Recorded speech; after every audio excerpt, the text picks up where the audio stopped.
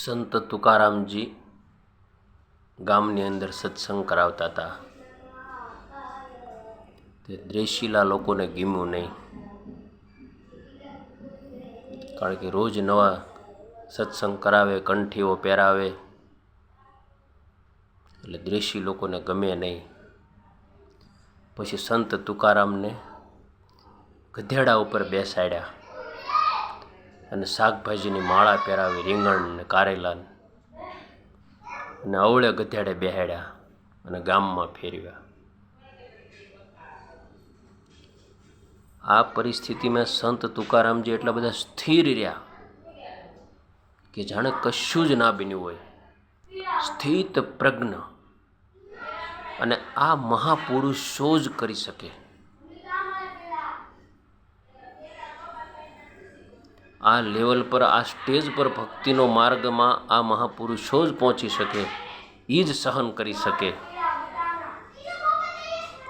તો એમના પત્ની કહે, ઘરે આવ્યા તુકારામ શાકભાજીની માળા લઈને. એમના પત્ની કહે, હવે મારે શું ગામને મોટું દેખાડો, હવે પાણી શેડે પાણી ભરવા જાવ તો પનિહારી મને શું કહેશે? ત્યારે તુકારામજી કહે કે આ રીંગણા, આ ભરેલા રીંગણાનું આજે શાક બનાવો અને 7 દિવસ સુધી આપણે શાક હાલશે. ભગવાને આપણી માથે દયા કરી. આપણે દાળ ને રોટલો જમતા થઈને બદલે આ ભરેલા રીંગણાનું શાક ને રોટલો જમશું. ભગવાને આપણને સુખી કર્યા. આવી સમજણ, સ્થિત પ્રજ્ઞ સ્થિતિ, એ ભગવાન સુધી પહોંચાડી શકે. એટલે સંત તુકારામને યાદ કરવામાં આવે છે. વિચાર કરજો, આ પરિસ્થિતિ નિર્માણ કેવી થઈ છે.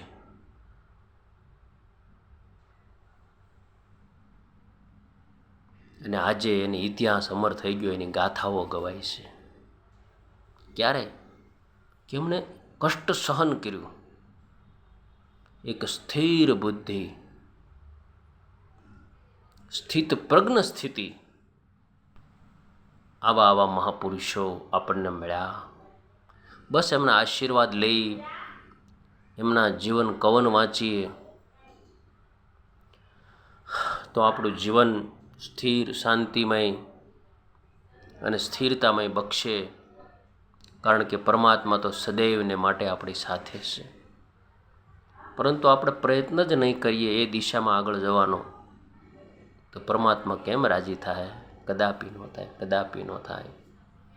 અસ્તુ. ધન્યવાદ. જય સ્વામિનારાયણ. જય સ્વામિનારાયણ.